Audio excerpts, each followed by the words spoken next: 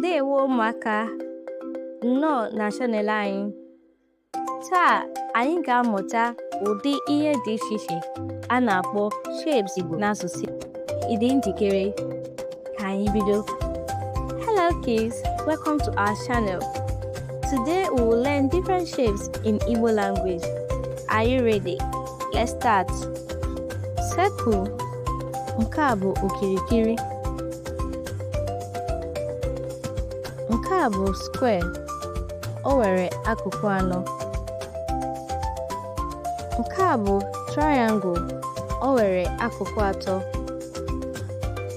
Nke a bụ rectangle. O nwere akụkụ anọ. Nke a bụ oval. Ọ dị ka akwa. Star. Nke a bụ kpakpando. Heart. Nke a bụ mkpụrụ obi. Crescent. Nke a bụ ọnwa. Cone. Nke a bụ Okoso. Cross. Nke a bụ obe.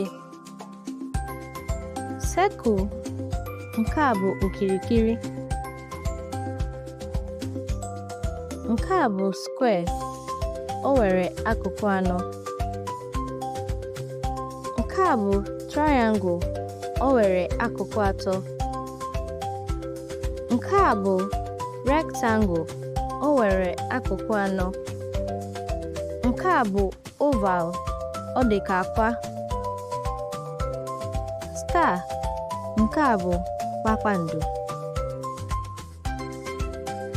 Heart. Nke a bụ mkpụrụ obi.